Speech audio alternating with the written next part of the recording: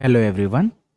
आज हम लोग पहले के क्लासेस की तरह आईआईटी जैम की पीवाईक्यूज पे इंडियन इकोनॉमी का जो पोर्शन किया था, आज उसी तरह हम लोग आईआईटी गेट के इंडियन इकोनॉमी पोर्शन वाली पीवाईक्यूज को कवर करेंगे।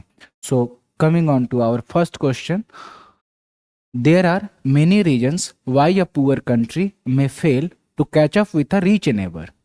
एक पुअर कंट्री है, पुअर कंट्री के साथ साथ उसको कंपेयर करना है रिच नेबर से।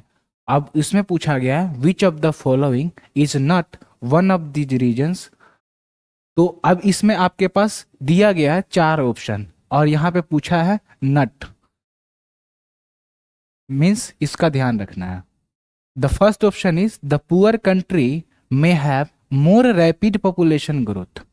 Second is the rich country may have more human capital. Third is the poor country may have a higher saving ratio. And D is the rich country through trade may be more integrated with the world economy. अब इसमें थोड़ा बहुत concepts का use करना है।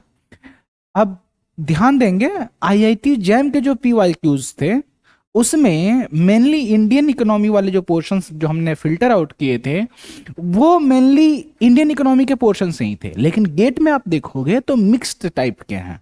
यानी कि एक ही इंडियन इकोनॉमी के पोर्शन की अगर आप बात करोगे तो इसमें भी बहुत सारे कोर्सेज के अप्लाई किए गए हैं, बहुत सारे सब्जेक्ट्स के मिक्स्ड अप हैं। जैसे कि इसमें ग्रोथ एंड डेवलपमेंट का मिक्स किया हुआ है, इंटरनेशनल ट्रेड में मिक्स किया हुआ है। अब देखोगे कैसे, जैसे ऑप्शन ए है the poor country may have more rapid population growth. अब यहां पे ध्यान देना, पुअर कंट्री के पास रैपिड पॉपुलेशन ग्रोथ है, यानी कि एक तो कंट्री पुअर है, उसके पास already human capital bottom level पे, यानी कि अनस्किल्ड है या लो स्किल्ड है, साथ में रैपिड पॉपुलेशन ग्रोथ होगा। दैट मीन्स ज्यादा डिपेंडेंट पॉपुलेशन और ज्यादा होगी। जब डिपेंडेंट पॉपुलेशन और ज्यादा होगी दैट मीन्स पुअर कंट्री तो कैच ही नहीं कर पाएगा ना, तो ये स्टेटमेंट फेल करने का है। तो ये स्टेटमेंट तो बिल्कुल सही बता रहा है, ये तो अपने अमीर पड़ोसी को कभी कैच ही नहीं कर पाएगा गरीब कंट्री। दूसरा बात करता है the rich country may have more human capital. The rich country may have more human capital, सीधी सीधी बात है, ये इंडिया पाकिस्तान की बात हो रही है। अब इंडिया के पास बेटर ह्यूमन कैपिटल है तो कहने का मतलब हमारा पड़ोसी हमारे से हमें कैच कर ही नहीं सकता। दैट मीन्स अगर मोर ह्यूमन कैपिटल होगा तो आपने भी पढ़ा है ग्रोथ डेवलपमेंट के उसमें ग्रोथ मॉडल्स में, जैसे जैसे ह्यूमन कैपिटल ज़्यादा होगा रिसर्च ज़्यादा होगा, रिसर्च ज़्यादा होगा दैट मीन्स द कंट्री का ग्रोथ रेट भी ज़्यादा होगा। जब कंट्री का ग्रोथ रेट ज़्यादा होगा that means rich country will grow faster as compare to poor country. तो कहने का मतलब फिर से पुअर कंट्री फेल कर जाएगी, तो ये भी स्टेटमेंट बिल्कुल सही है। Coming to the third option, the poor country may have a higher saving ratio. Apply कीजिए सोलो मॉडल। जब भी हायर सेविंग रेशियो होगा, जब भी हायर सेविंग रेशियो होगा that means you are saving more. जब ज्यादा सेव करोगे तो आप ज्यादा इन्वेस्ट करोगे। जब ज्यादा इन्वेस्ट करोगे कैसे, कैपिटल ज्यादा यूज करोगे। जब ज्यादा कैपिटल आपके पास होंगे इन्वेस्टमेंट करने के लिए दैट मीन्स आपका ग्रोथ रेट ज्यादा होगा, पर कैपिटा ग्रोथ रेट ज्यादा होगा। दैट मीन्स एक पुअर कंट्री उस समय रिच नेबर को कैच कर पाएगी, कैच कर पाएगी दैट मीन्स फेल नहीं करेगी। Getting my point? तो ये बिल्कुल सही ऑप्शन है। Coming to option D, the rich country through trade may be more integrated with the world economy. अब सोचो रिच कंट्री ट्रेड के माध्यम से पूरे वर्ल्ड से इंटीग्रेटेड है, दैट मीन्स सप्लाई चेन में इंटीग्रेटेड है। अब जब सप्लाई चेन में इंटीग्रेटेड होगी तो उसके पास टेक्नोलॉजी ट्रांसफर हो सकता है, अपने रिसोर्स का बेस्ट यूज हो सकता है। कंपैरेटिव एडवांटेज थ्योरी से आपने पढ़ा भी है कि जब भी दो कंट्री आपस में ट्रेड करती है तो उनका वेलफेयर राइज करता है। उनका जब वेलफेयर राइज करेगा दैट मीन्स वो जो रिच कंट्री होगी और रिच होती जाएगी, और यहाँ पे पुअर कंट्री फेल कर जाएगी. So the correct option for this question would be option C. Coming on to next question. Question number 2, as economic development proceeds, income inequality tends to follow कौन सा curve? आपको यहां पे ध्यान देखना है, आपको यहां पे ध्यान देना है. कुजनेट्स कर्व के बारे में आपने पढ़ा होगा, कुजनेट्स कर्व के बारे में आपने पढ़ा होगा. कुजनेट्स कर्व क्या बोलता है कि जब भी इकोनॉमिक डेवलपमेंट आपका बढ़ता है तो इनइक्वालिटी पहले राइज करती है और बाद में कम होती है. यानी कि जैसे जैसे इकोनॉमिक ग्रोथ होता है तो स्टार्टिंग में आपकी इनइक्वालिटी इंक्रीज करती है, स्टार्टिंग में इनइक्वालिटी इंक्रीज करती है, एक पीक पहुंचने के बाद इनइक्वालिटी डिक्लाइन करती है. This was given by Kuznets. और इसका मतलब हुआ as economic development proceeds income inequality tends to follow inverted U shape. U ऐसे हुआ तो इन्वर्टेड यू इस शेप का, जैसे हमने कुजनेट्स कर्व को ड्रॉ किया है. इसी को बोलते हैं inverted U shaped Kuznets curve of economic inequality. Getting my point? Coming on to third question. India has the highest amount of foreign debt in the form of, foreign debt की बात कर रहे हैं, ठीक है. तो इसमें अब देखना है, अब फॉरेन डेट के बाद में यहाँ पे आपने आपसे पूछा नहीं गया है कि सॉवरेन डेट की बात हो रही है या सारे डेट की बात हो रही है. यहाँ पे पूछा नहीं गया, दैट मीन्स पूरे कंट्री की बात कर रहे हैं. तो यहाँ पे ऑप्शन ये दिया हुआ है NRI deposits, option B commercial borrowings, option C loans taken from the International Monetary Fund, option D loans taken from Bank of England. अब आप देखोगे जो बड़े इंस्टीट्यूशंस होते हैं, इंटरनेशनल इंस्टीट्यूशंस, वो तो किसी रैंडम पीपल को तो लोन देंगे नहीं. दैट मीन्स बड़े प्लेयर्स यानी कि सिर्फ और सिर्फ सरकार को देंगे. तो आपने एक और डिबेट भी सुना होगा, कहानियां या कमेंट्स या डिस्कशंस न्यूज़पेपर्स में, कि गवर्नमेंट की जो बोरोइंग है वो इंडिया की टोटल बोरोइंग में काफी कम है. कहने का मतलब हमारी सरकार ओवरऑल कम डेट लेती है, कम कर्ज ली हुई है as compare to our residence. कहने का मतलब हमारे जो पर्सनल बोरोइंग है यानी कि कॉमर्शियल बोरोइंग है वो ज्यादा as compare to our government. तो इससे अगर आप देखोगे तो जो बोरोइंग ज्यादा है दैट मीन्स हमारा कॉमर्शियल बोरोइंग सबसे हाईएस्ट होना चाहिए. एक्चुअल में वही है 37.5% के आसपास. ये डेटा थोड़ा बहुत फ्लक्चुएट कर सकता है. 2 नंबर पे आता है नॉन रेजिडेंट एनआरआई डिपॉजिट्स, इसका अराउंड 24%. और ये दोनों बाद में है, ये दोनों बाद में है क्योंकि ये गवर्नमेंट के हैं. तो गवर्नमेंट रिलेटिवली कम बोरो की हुई है. तो इस ट्रिक से अगर आपको थोड़ा बहुत क्लू मिल जाता है तो you can come to answer. Now coming on to the next question, question number 4. इसको तो ध्यान से रखना. Next question, question number 4. Goods and services tax GST is a destination based consumption tax, origin based tax assigned to the state of origin where the sale takes place, indirect tax, a modified form of value added tax. अब GST को समझो. GST आपका बहुत important topic है. GST को समझने से पहले आप पहले समझो ओरिजिन और डेस्टिनेशन के बारे में. ओरिजिन का मतलब होता है जहां से गुड या सर्विस प्रोड्यूस हुआ है, यहां से ओरिजिनेट हुआ है यानी कि producer state.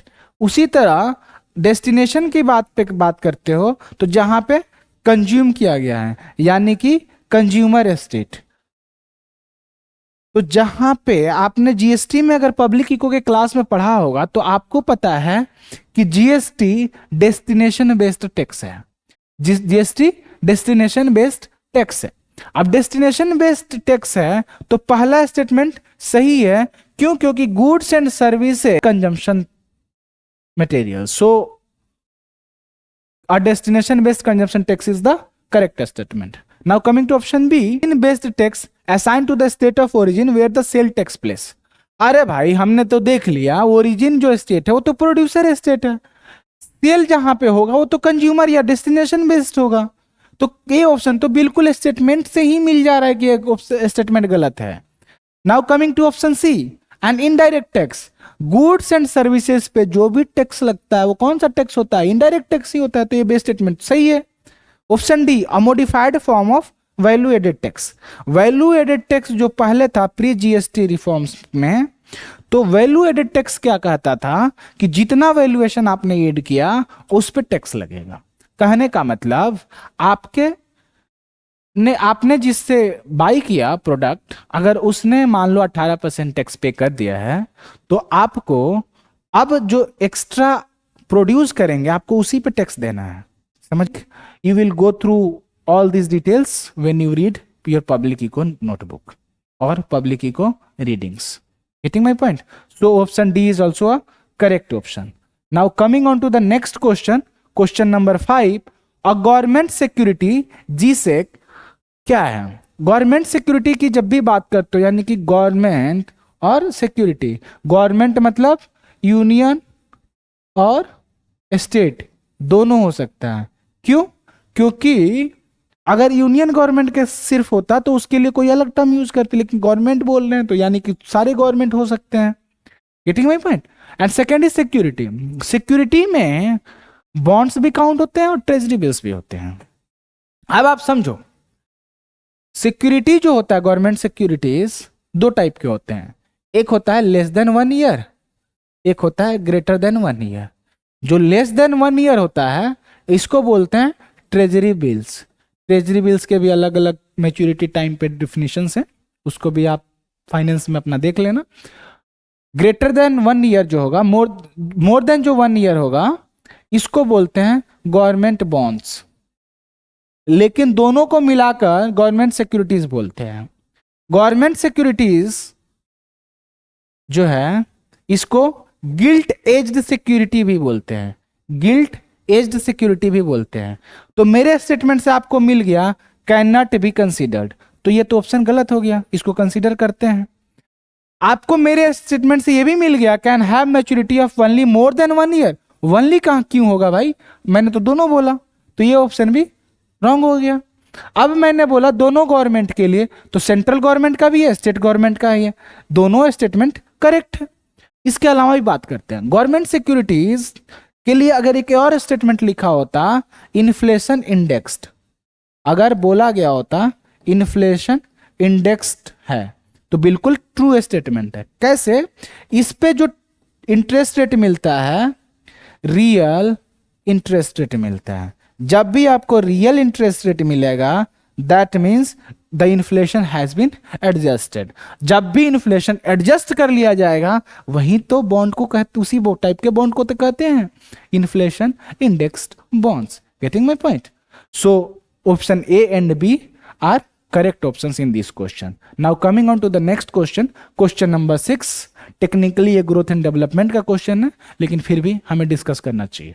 The human development index HDI as reported by the United Nations development programme is based on 3 components. ये तो आपको भी पता है, 3 कंपोनेंट कौन कौन से हैं?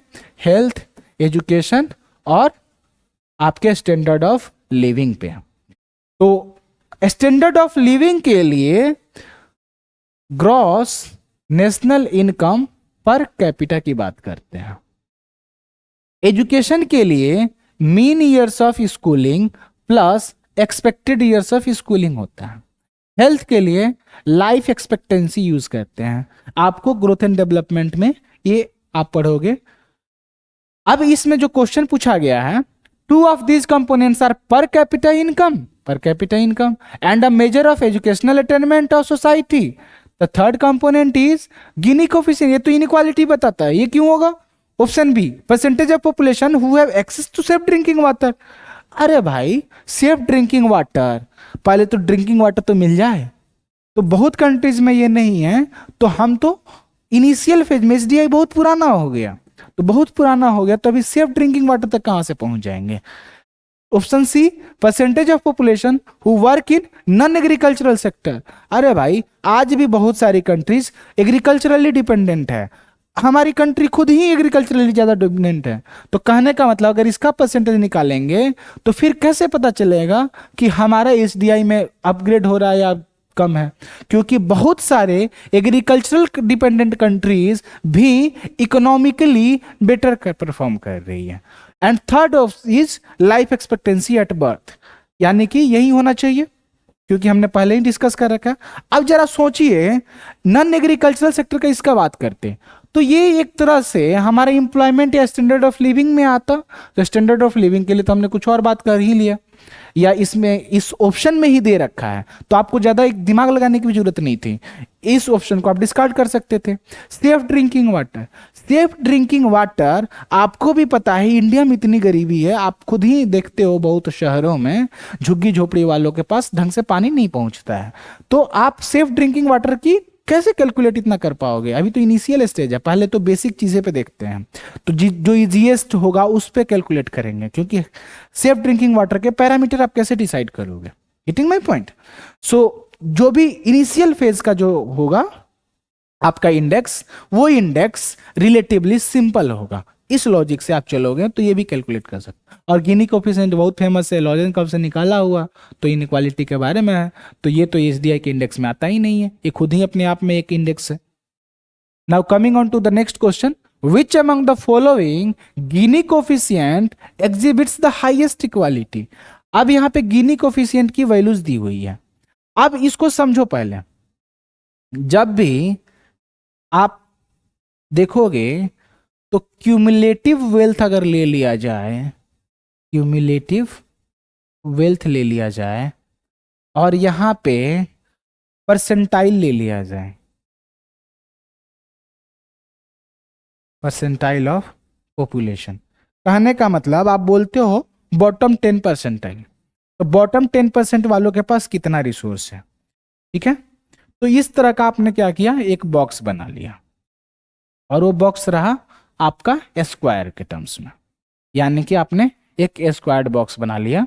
अब इसमें हॉरिजॉन्टल लाइन पे आपने लिया परसेंटाइल ऑफ पॉपुलेशन और वर्टिकल लाइन पे लिया क्यूमुलेटिव वेल्थ या इनकम, मेनली इनकम ही देखोगे आप। तो जब इसको डायगोनली जब ज्वाइन करोगे, दैट मीन्स अगर 10% लोगों की बात करें तो 10% लोगों के पास स्क्वायर है, यानी कि ये साइज और ये साइज दोनों बराबर है। दैट मीन्स अगर ये डायगोनल ज्वाइन करोगे तो ये दोनों को बराबर बराबर ले जाएगा। क्यों? क्योंकि 90 डिग्री का एंगल जो बनेगा, ये वैल्यू और ये वैल्यू दोनों बराबर आएगा। Getting my point? जब ये दोनों बराबर आएगा, दैट मीन्स इसके पैरेलल अगर देखते हो तो this portion and this portion both will be equal. उसी तरह अगर 20 परसेंटाइल का देखोगे तो ये हाइट और यहाँ का साइज, ये दोनों बराबर आएगा। तो उसी तरह आप देखते जाओगे, यानी 10% लोगों के पास 10% रिसोर्स, 20% लोगों के पास 20% रिसोर्स, 50% लोगों के पास 50% रिसोर्स, 100% लोगों के पास 100% रिसोर्स। कहने का मतलब जिस प्रोपोर्शन में उनका इनकम का डिस्ट्रीब्यूशन चल रहा है, उतने ही में उनका पॉपुलेशन के परसेंटाइल में भी आते हैं। इसका मतलब है परफेक्ट इक्वालिटी। कहने का मतलब सबका बराबर ही है। जब सबका बराबर रहेगा तो ये परफेक्ट इक्वालिटी लाइन कहलाएगा। Getting my point? तो ये जो लाइन है इसको बोलोगे परफेक्ट इक्वालिटी लाइन। अब जब इकोनॉमी में सारे पॉपुलेशन के लोगों को आप निकालते हो और इस पे प्लॉट करते हो उनके इनकम लेवल्स को, तो कुछ इस तरह से आपका ग्राफ आएगा, जिस ग्राफ को आप बोलते हो लॉरेंज कर्व, जिस कर्व को आप बोलते हो लॉरेंज कर्व। अब इस लॉरेंज कर्व का अगर परफेक्ट इनइक्वालिटी लाइन के बीच का जो डिस्टेंस, जो भी एरिया है, उसको आप ए से डिनोट करते हो, नीचे के एरिया को बी से डिनोट करते हो, तो आपका गिनी कोफिशिएंट होता है A upon A plus B. Getting my point? A upon A plus B.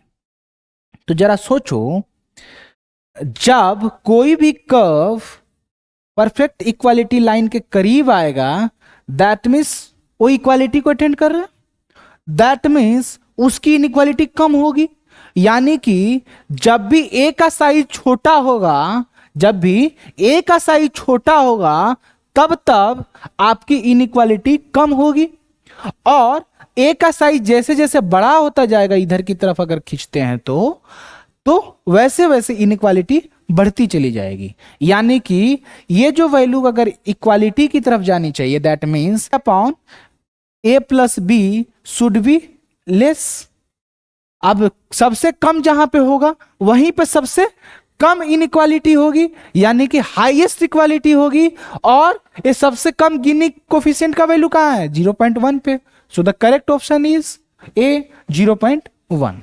Now coming on to the next question, question number 8, which of the following committees was set up to address issues related to capital account convertibility in India? आपने अगर पिछली classes के videos अगर देखे होंगे तो ये बहुत फ्रीक्वेंट क्वेश्चंस आपको मिलेंगे, और ये फ्रीक्वेंट क्वेश्चन में सीधा आंसर आपको आएगा तारापुर कमेटी। और तारापुर कमेटी आपको एग्जाम के लिए पढ़ना जरूरी भी है, क्योंकि इससे बहुत क्वेश्चंस पूछे जाते हैं। कैपिटल अकाउंट कन्वर्टिबिलिटी में आपका तारापुर कमेटी का ही बताया हुआ था, और इन्होंने कुछ रिकमेंडेशन किए थे कि कब हमें करना चाहिए, उसके लिए हमारे रिफॉर्म्स में क्या क्या करने की जरूरत है। लेकिन बाकी कमिटीज भी डिस्कस कर लेते हैं।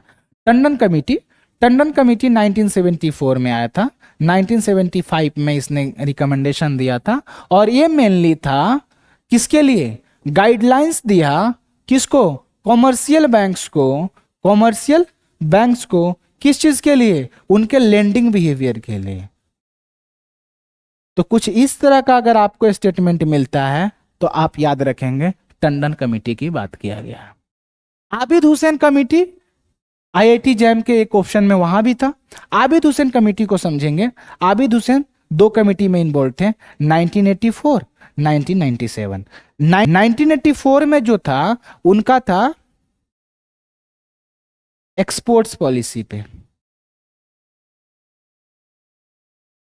और एक्सपोर्ट पॉलिसीज पे उनको क्या कहना था कि एक्सपोर्ट को हम बढ़ाएंगे। इसको बेटर टर्मिनोलॉजी आप यूज कर सकते हो, इसको बेटर बोला जाता है ट्रेड पॉलिसीज। तो आपको एग्जाम में ट्रेड पॉलिसीज या एक्सपोर्ट पॉलिसीज आए तो आप समझ जाना आबिद हुसैन कमेटी की बात करते हैं। तो इन्होंने बोला कि हमारे जो ट्रेड पॉलिसीज हों वो प्रिडिक्टेबल हों, यानी कि सामने वाले को पता हो हम क्या करने वाले हैं। नहीं तो हमारे यहाँ कोई लेकर आ रहा है अपना गुड, और हमने क्या किया, नए रूल्स एंड रेगुलेशंस लगा दिए कस्टम ड्यूटीज पे, तो उनको दिक्कत होगी, परेशानी होगी, तो वो हमसे ट्रेड करने क्यों आएंगे। और उन्होंने ये भी रिकमेंडेशन किया हमें अपने एक्सपोर्ट्स को बढ़ाना चाहिए। इससे अगर इस तरह का कोई स्टेटमेंट आता है तो आप क्या स्टेटमेंट लिखेंगे, that is statement given by Abid Hussain committee. 1997 में जो उनकी कमेटी आई थी वो स्मॉल स्केल इंडस्ट्रीज पे आई थी। स्मॉल स्केल इंडस्ट्रीज या इंडस्ट्रियल रिफॉर्म या इंडस्ट्रीज के रिफॉर्म से रिलेटेड कमेटी के नाम पूछा जाएगा तो आप क्या बोलोगे, आबिद हुसैन कमेटी का। 1997 में उन्होंने बात किया था डी रिजर्वेशन का। डी रिजर्वेशन किस चीज का, स्मॉल स्केल इंडस्ट्रीज में उनको रिजर्व नहीं करेंगे कि ये सिर्फ और सिर्फ स्मॉल स्केल इंडस्ट्रीज प्रोड्यूस करेंगे, और सारे लिमिटेशंस भी आए थे, तो इसको याद रखना। ऑप्शन डी जो दिया हुआ है पर्सी मिस्त्री कमेटी। पर्सी मिस्त्री कमेटी 2005 में फाइनेंस मिनिस्ट्री ने बनाया था, और 2007 में इसका रिकमेंडेशन आया था। पी चिदम्बरम फाइनेंस मिनिस्टर थे उस टाइम। 2005 में जो ये कमेटी बनी थी पर्सी मिस्त्री कमेटी, तो इनका कहना था कि इंडिया में मुंबई को आईएफसी बना है। आईएफसी मतलब international financial centre. International financial centre क्या करेगा कि टोक्यो, सिंगापुर जैसे जो डेवलपमेंट्स हैं फाइनेंशियल सेक्टर में, इंटरनेशनल स्टैंडर्ड्स हैं, उसी तरह हम मुंबई को अपना हब बनाएंगे फाइनेंशियल सेक्टर में। और इन्होंने गिफ्ट सिटी वगैरह की बात की थी, ठीक है। तो जब भी पर्सी मिस्त्री की बात करोगे, गिफ्ट सिटी से रिलेटेड, इंटरनेशनल फाइनेंशियल सेंटर से रिलेटेड कोई स्टेटमेंट दिया हो तो आप कौन सा स्टेटमेंट लेंगे, Percy Mistry committee. Now coming on to question number 9, the Bretton Woods agreement gave birth to the following organisation, the correct option among these is GATT. अब इस पे बात करो जब भी आप ब्रेटन वुड्स एग्रीमेंट की बात करते हो तो आपको दो इंस्टीट्यूशन का नाम हमेशा याद आता है, एक है आईएमएफ, दूसरा है वर्ल्ड बैंक। लेकिन उस समय नेगोशिएशन में इंटरनेशनल ट्रेड ऑर्गेनाइजेशन की भी बात की गई थी, लेकिन यूएस में रेटिफिकेशन नहीं हुआ और उसके कारण आईटीओ बना नहीं। लेकिन गैट आया, और गैट आया किससे? हवाना चार्टर से। हवाना चार्टर मार्च 1948। यही आगे चलकर यही गैट यूरुग्वे राउंड में 1986-87 से 1994 तक डब्ल्यूटीओ के फॉर्मेशन में योगदान देता है। Getting my point? तो जब भी ब्रिटेन वुड्स एग्रीमेंट की बात होगी तो आप गैट का भी याद जरूर रखें। आरबीआई तो जानते ही हो, आरबीआई एक्ट से आया हुआ है। नाफ्टा जो है, north Atlantic free trade agreement, जब भी एग्रीमेंट है, इतने बड़ा एग्रीमेंट पे क्यों डिसाइड होगा? ये तो खुद एक अलग एग्रीमेंट है, यहाँ भी एक एग्रीमेंट है।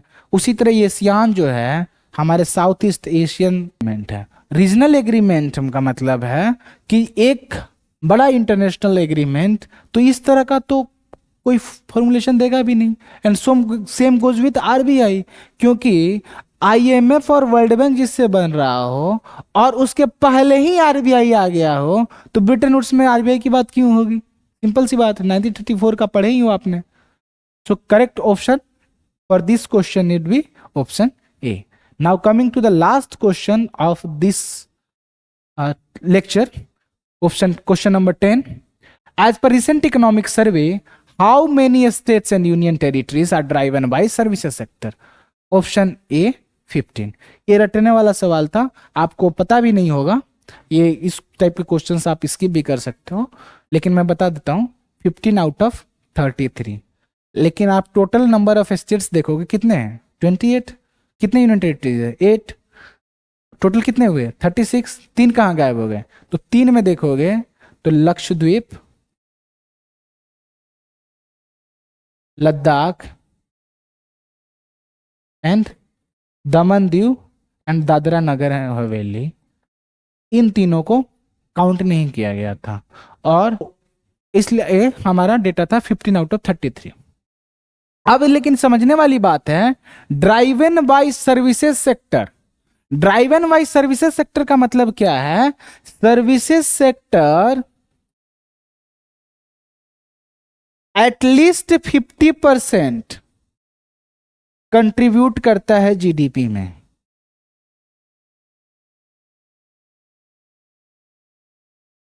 आप एक एग्जाम्पल के तौर पे देखो, दिल्ली एंड चंडीगढ़ के बारे में बात करें तो दिल्ली एंड चंडीगढ़ में ये दो ऐसे हैं जिसमें 85% से ज्यादा कंट्रीब्यूशन सर्विसेज सेक्टर ही देता है जीडीपी में। Getting my point? तो कहने का मतलब इस क्वेश्चन का आंसर होगा option A, 15 states and union territories. Getting my point? So अभी के लिए इतना ही। फिर अगले लेक्चर में बाकी बचे 10 क्वेश्चंस को भी हम करेंगे और आईआईटी गेट के पीवाईक्यूज को कवर करेंगे, इंडियन इकोनॉमी पोर्शन वाले। So thank you. ऐसे ही आप बने रहिए, जुड़े रहिए, सीखते रहिए।